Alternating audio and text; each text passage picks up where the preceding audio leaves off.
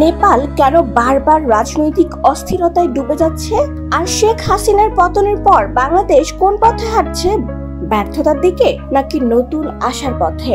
এই প্রশ্ন শুধু দক্ষিণ এশিয়ার নয়, আজকের বিশ্ব রাজনীতির জন্য বড় সতর্কবার্তা। হিমালয়ের ঘেরা দেশ নেপাল, রাজতন্ত্র থেকে প্রজাতন্ত্রের উত্তরণের গল্প একসময় গোটা দক্ষিণ এশিয়ার কাছে অনুপ্রেরণা ছিল। দীর্ঘ গৃহযুদ্ধ শেষে 2008 সালে রাজতন্ত্র বিলুপ্ত হয়, শুরু হয় সংসদীয় গণতন্ত্রের নতুন যাত্রা। কিন্তু প্রায় 1.5 শতক পার হলেও সেই যাত্রা এখনো স্থিতিশীল হয়নি। রাজনীতির কণ্টাকীর্ণ পথে দেশটি বারবার হোঁচট খেয়েছে। কখনো জোট সরকারের ভাঙ্গন, কখনো সাংবিধানিক জটিলতা, কখনো দুর্বল নেতৃত্ব। 17 বছরে 13 বার সরকার পরিবর্তন নেপালের জনগণের হতাশার সবচেয়ে বড় প্রতীক। কিন্তু এবারের বিক্ষোভ, বিশেষ করে তরুণ প্রজন্মের জিঞ্জির আন্দোলন, ছিল ভিন্ন রকম। এটি নিছক সরকারের বিরুদ্ধে নয়, বরং গোটা রাজনৈতিক কাঠামোর প্রতি অনাস্থার বহিঃপ্রকাশ। কর্মসংস্থানের অভাবে লক্ষ লক্ষ তরুণকে ছুটে যেতে হয়েছে মধ্যপ্রাচ্য, মালয়েশিয়া, দক্ষিণ কোরিয়া বা ইউরোপে। সেখানে তারা হাড় ভাঙ্গা খাটুনি খাটছে, অথচ নিজ দেশে ফিরে আসার মতো কোনো নিশ্চয়তা পাচ্ছে না। নেপালের নতুন প্রজন্ম মনে করছে যে রাজনৈতিক নেতৃত্ব জনগণের সাথে নেই, সেই শাসন ব্যবস্থা দুর্নীতিগ্রস্ত ও আত্মকেন্দ্রিক। তাদের আর টিকিয়ে রাখার কোনো মানেই হয় না।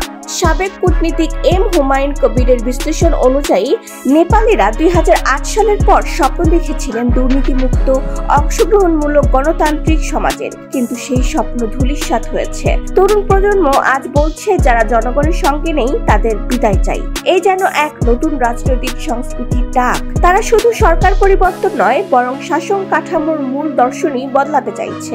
এই প্রেক্ষাপট শুধুই নেপালদের জন্য নয়, আসলে পুরো বিশ্ব রাজনীতির জন্য এক সতর্কবার্তা। শ্রীলঙ্কা থেকে শুরু করে চিলি, হংকং থেকে মধ্যপ্রাচ্য, যেখানেই তরুণদের স্বপ্ন উপেক্ষা করা হয়েছে, সেখানেই অস্থিরতা বিস্ফোরিত হয়েছে। তরুণদের শক্তি আজ শুধু রাজপথের প্রদর্শন নয়, বরং জাতির ভবিষ্যৎ নির্ধারণের মূল চালিকা শক্তি। বাংলাদেশের দিকেও যদি তাকাই, দেখতে পাই শেখ হাসিনার পতনের পর আমরাও এক অনিশ্চিত সময়ের ভেতর দিয়ে যাচ্ছি। একদিকে গণ আন্দোলনের রাজপথ কাঁপানো তরুণ প্রজন্মের স্বপ্ন, অন্যদিকে পূর্ণ রাজনৈতিক কাঠামোর দৌরাত্ম্য। শেখ হাসিনার পদত্যাগ জন্য নতুন দিগন্ত উন্মোচনের ইঙ্গিত দিয়েছিল, কিন্তু প্রশ্ন থেকে যাচ্ছে, আমরা কি সেই সুযোগ কাজে লাগাতে পারছি, নাকি নেপালের মতোই পুরনো ভুল পুনরাবৃত্তি করছি?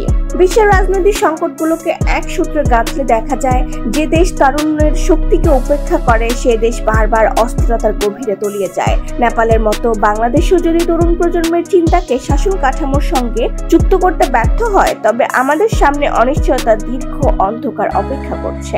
পরিবর্তনের ডাক উঠলেও যদি সেই পরিবর্তন কেবল মুখস্থ প্রতিশ্রুতির মধ্যে সীমাবদ্ধ থাকে, তবে স্থিতিশীলতা অধরাই থেকে যাবে। আজকের বৈশ্বিক রাজনীতি আমাদের শেখাচ্ছে, তরুণ মানেই ভবিষ্যৎ, আর ভবিষ্যৎকে অবহেলা মানেই পতন। নেপাল, শ্রীলঙ্কা কিংবা বাংলাদেশের অভিজ্ঞতা তাই একই সত্য প্রমাণ করে, তারুণ্যের কণ্ঠস্বরকে দমন নয়, বরং রাষ্ট্র গঠনের মূল ভিত্তি হিসেবে গ্রহণ করাই টেকসই রাজনীতির একমাত্র পথ। আর যদি বিশ্লেষণ ভিত্তিক এমন কন্টেন্ট পছন্দ করেন, তবে চ্যানেলটি সাবস্ক্রাইব করে বেল আইকনটি প্রেস করুন, কারণ সামনে আরো অনেক গুরুত্বপূর্ণ আন্তর্জাতিক ও দেশীয় রাজনৈতিক বিশ্লেষণ নিয়ে আসছি আই রাইটার।